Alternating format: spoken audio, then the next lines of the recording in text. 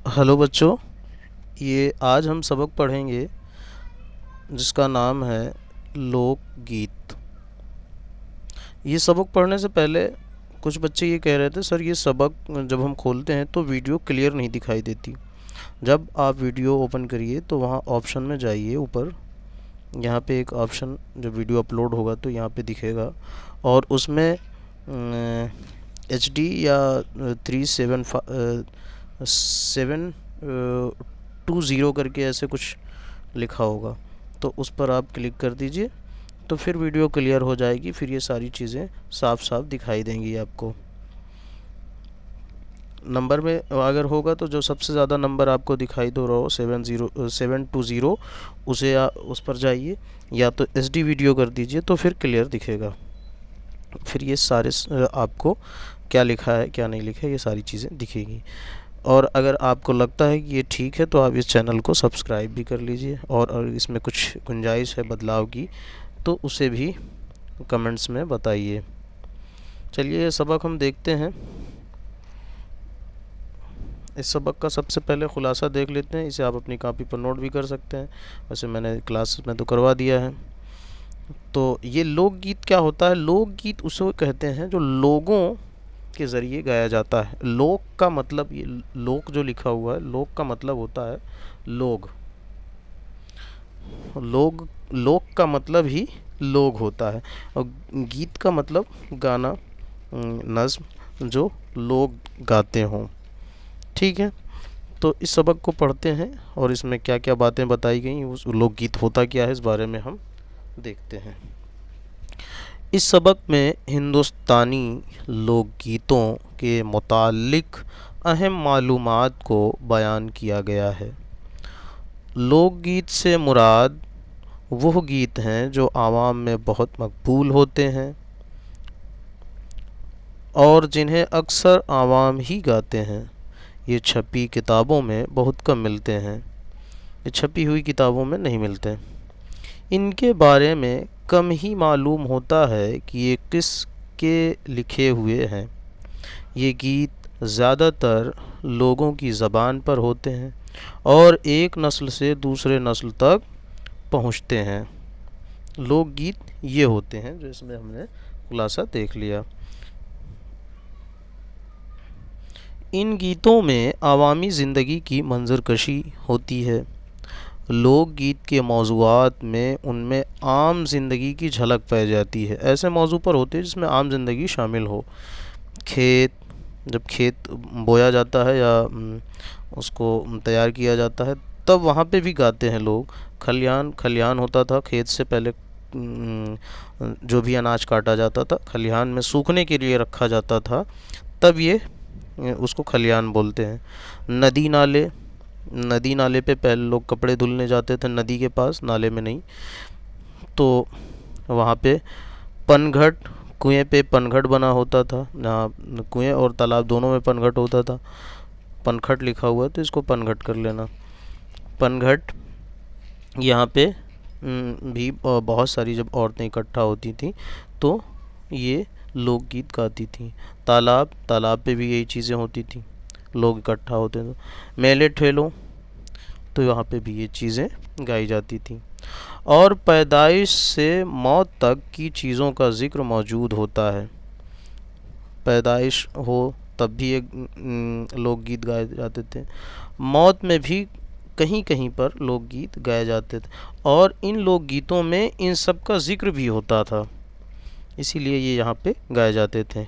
ये गीत ऐसे सुरीले सुरीले होते हैं कि आप इनके पूरे बोल ना भी समझ पाएँ तो भी लुत्फ़ देते हैं। अच्छा, ये गीत ऐसे होते हैं कि इनके बोल समझ में बहुत कम आते हैं, क्योंकि ये पुराने रिवायत से चले आते हैं, तो वो जब इसीलिए किसी किताब में भी नहीं लिखे होते, तो समझ में कम आते हैं, लेकिन इतने सुरीले गाए जाते हैं कि फिर इसका लुत्फ़ कम नहीं होता, और उनके अपनाइयत, प्यार और सादगी की वजह से बआसानी याद हो जाते हैं। इन्हें गाने बजाने के लिए बाकायदा इल्म की ज़रूरत नहीं होती। इन्हें गाने बजाने के लिए कोई अलग से आपको स्कूलिंग नहीं करनी होती। जो लोग ये गाते हैं बस नस्ल दर नस्ल ये सीखते चले जाते हैं। इन्हें गाने के लिए एक सारंगी, बांसुरी, एक एक तारा, घड़ा, ढोल या ढोलक, एक तारा होना चाहिए, यहाँ एकता लिखा हुआ है, ही काफ़ी है। ऐसे साज़ की यहाँ पे ज़रूरत होती थी जो लोग आसानी से या घर पे ही बना लेते थे। ऐसे साज़ की ज़रूरत पड़ती थी, या कभी कभी बिना साज़ के भी, ये बग़ैर साज़ के भी गाए जा सकते हैं। बिना साज़ के भी लोग गाते थे। बारहमासा उसकी मशहूर शक्ल है। बारहमासा एक ऐसी नज़्म होती है जिसमें 12 महीनों के अलग अलग ज़िक्र किए जाते हैं।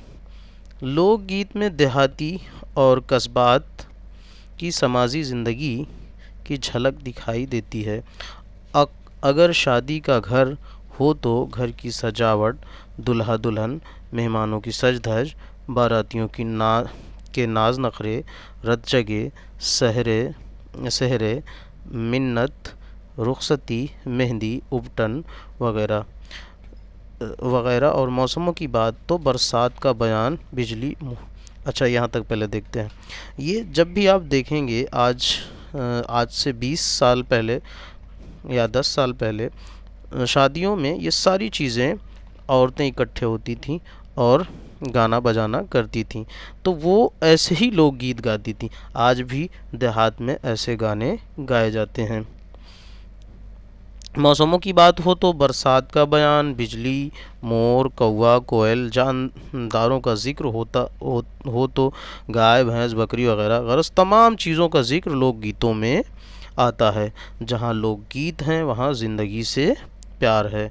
लोकगीत एक तरह से इंजॉयमेंट हुआ करता था लोगों का, होता है अब भी। जाड़ों की जाड़ों के रात में जाड़ों की रात में, यहाँ रत लिखा है, ये अलिफ लगा दिया, रात हो जाए। रात में अलाव के आसपास बैठे हुए बचपन के साथी किसी जाने पहचाने गीत में सोए हुए सपने जगाते हैं। चांदनी रातों में बचपन के सखियाँ चूड़ियों की खनक और पायलों की झनकार से इन गीतों में चार चांद लगाती हैं। लोकगीत तो हर ज़बान में होते हैं, लेकिन आवाम में शुमाली हिंदुस्तान की ब्रजभाषा और अवधी और भोजपुरी के गीत और राजस्थानी लोकगीत बहुत मकबूल हैं। इनमें हमारी तहज़ीब रची बसी है। टीवी और फिल्मों ने इन्हें बहुत रिवाज दिया, तो टीवी और फिल्मों में भी इन्हें धीरे धीरे शामिल किया गया। और जो कुछ लोकगीत ज़्यादा फेमस हुए तो उनको भी थोड़ा मौका मिला, लेकिन बहुत ज़्यादा नहीं। आज तो बिल्कुल ख़त्म ही हो गए हैं ये। बहरहाल चलिए अब इनके सवाल जवाब देखते हैं। ये सवाल जवाब आप कापी पे नोट कर लीजिएगा, मैंने क्लास में करवा दिया है इसे। लोकगीत किसे कहते हैं? तो अभी हमने ये पूरा पढ़ा था कि लोकगीत किसे कहते हैं। जवाब में हम कैसे लिखेंगे ये देख लेते हैं। लोकगीत से मुराद वो गीत हैं जो आवाम में बहुत मकबूल होते हैं और जिन्हें अक्सर आवाम ही गाते हैं। ये छपी किताबों में बहुत कम मिलते हैं। इनके बारे में कम ही मालूम होता है कि ये किसके लिखे गए हैं। ये गीत ज़्यादातर लोगों की ज़बान पर होते हैं और एक नस्ल से दूसरी नस्ल तक पहुँचते हैं। तो ये इसका जवाब हो जाएगा। दूसरा सवाल हमारा ये है, लोकगीत के मौज़ूआत क्या होते हैं? लोकगीत तो इसका जवाब देखेंगे। लोकगीत के मौज़ूआत में उनमें आम ज़िंदगी की झलक पाई जाती है। खेत खलिहान, नदी नाले, पनघट, कुएं, तालाब, मेलों ठेलों और पैदाइश से मौत तक की ज़िंदगी का ज़िक्र मौजूद होता है।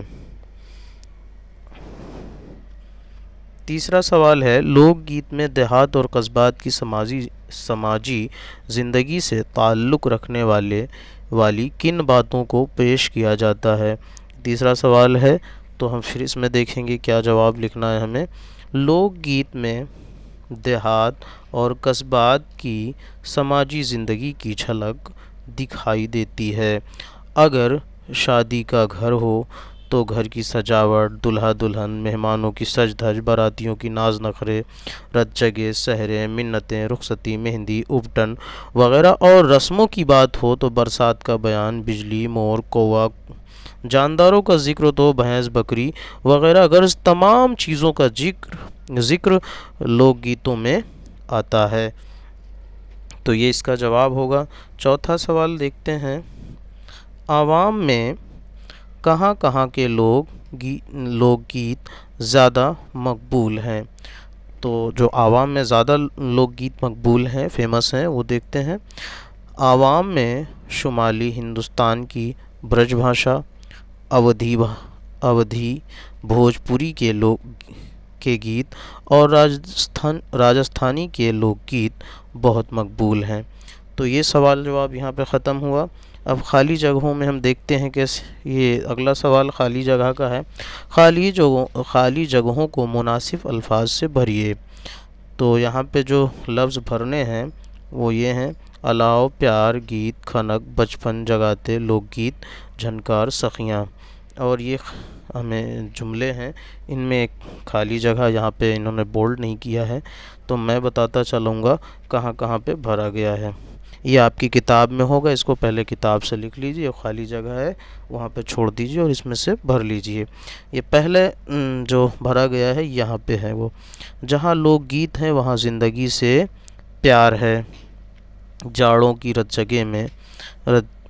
जाड़ों की रात में अलाव के आसपास बैठे हुए बचपन के साथी किसी जाने पहचाने गीत में सोए हुए सपने जगाते हैं। चांदनी रातों में बचपन की सखियाँ चूड़ियों की खनक और पायलों की झनकार से इन गीतों में चार चांद लगाती हैं। तो ये सारे लफ्ज़ जो भरने हैं आप देख लीजिएगा, इसे भर लीजिएगा। अगला सवाल है, नीचे दिए हुए लफ्ज़ों को जुमलों में इस्तेमाल कीजिए। तो ये कुछ लफ्ज़ दिए गए हैं, इनको हम जुमलों में कैसे इस्तेमाल कर सकते हैं ये देखते हैं। मंज़र कशी। मंज़र कशी का मतलब ये होता है किसी भी मंज़र को, सीन को बयान करना। किसी भी सीन या मंज़र को बयान करना। अहमद ने तस्वीर में पहाड़ की मंज़र कशी की है। मतलब जो वहाँ पे पहाड़ है, अहमद ने उसको अपनी तस्वीर के ज़रिए बयान किया है। अगला लफ्ज़ है कोशिश। कोशिश आसान लफ्ज़ है, इसे हम अपने जुमलों में कैसे इस्तेमाल कर सकते हैं। कोशिश और मुसलसल मेहनत से इंसान नामुमकिन काम को मुमकिन बना लेता है। तीसरा लफ्ज़ है चार चांद लगाना। किसी की तारीफ़ या किसी उसमें इजाफ़ा करना, चार चांद लगाना होता है। तो इसको हम अपने जुमले में कैसे इस्तेमाल करेंगे। अहमद की आमद ने महफ़िल को चार चांद लगा दिए। अहमद जब आया तो महफ़िल जमी थी, लेकिन उसके आने से महफ़िल में और ज़्यादा रौनक आ गई, इजाफ़ा हो गया। ये लफ्ज़ है, ये लफ्ज़ देखते हैं, खुशी से झूमना।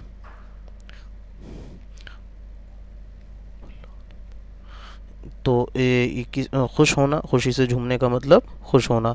अव्वल आने पर अहमद खुशी से झूमने लगा। ठीक है। ये लफ्ज़ है सजावट। सजावट लफ्ज़ को हम कैसे इस्तेमाल कर सकते हैं, आसान है लेकिन इस्तेमाल करके देखते हैं। इसे कापी पे सभी को नोट करना है। शादी हाल की सजावट बहुत मुनफरिद अंदाज में की गई थी। तो ये हमारा लफ्ज़ों का इस्तेमाल हो गया। अब इसी सबक में हमें वाहिद जमा भी देखना है। इस सबक में जज्बात कस्बात लफ्ज़ आए हैं, ये जज्बा और कस्बा की जमा है। आप नीचे लिखिए अल्फाज के वाहिद बनाइए। हम जानते हैं वाहिद लफ्ज़ उसे कहते हैं जिससे किसी एक इस्म ज़मीर का पता चले उसे वाहिद कहते हैं। और ऐसा लफ्ज़ जिससे एक से ज़्यादा इस्म या ज़मीर का पता चले उसे जमा कहते हैं। तो चलिए हम इसको देख लेते हैं। जैसे पहला लफ्ज़ है ख़याल।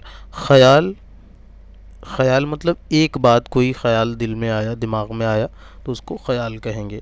ख़यालात मतलब पूरे का मजमुआ जब हो गया ख़यालों का तो उसको ख़यालात कहा जाएगा। ख़तरा, एक ख़तरा, ख़तरा का मतलब होगा वो एक ख़तरा कोई है, और ख़तरात ढेर सारे ख़तरे। सवाल, एक सवाल, सवालात बहुत सारे सवालात। जवाब, एक जवाब, जवाबात बहुत सारे जवाब। मकाम, एक जगह, मकामात बहुत सी जगहें। इमारत, एक एक कोई मंजिल, और इमारात बहुत सारी मंजिलें। अगला लफ्ज़ है, अगला सवाल है, देखते हैं। नीचे लिखे हुए लफ्ज़ों के जोड़े मिलाइए। ये अलिफ़ का कॉलम है और ये बे का कॉलम है। तो इसमें कुछ नहीं, बस ऐसे ही मिला देना है जो उस सबक में आया है। तो एक साथ लफ्ज़ कैसे लिखे जाते हैं ऐसे लफ्ज़ को मिलाना है। जैसे है ताल तलैया, आपकी किताब में ये लाइन अलग अलग लिखी गई होगी, लेकिन यहाँ पे सामने ही लिख दिया गया है। रत, जगह। बाग, बगीचा। नाज, नखरे, ये किताब में एक साथ आए हुए हैं। छेड़ छाड़ सबक में। सज, धज। तो ये हमारा सबक यहाँ पे ख़त्म होता है। अब अगर आपको लगता है कि ये ठीक है, वीडियो अच्छा बना हुआ है, ये समझ में आ रहा है, तो आप इसको सब्सक्राइब करिए। अगर कुछ गुंजाइश है बदलाव की तो इसमें आप कमेंट्स में बताइए, और इसे लाइक ज़रूर करिए।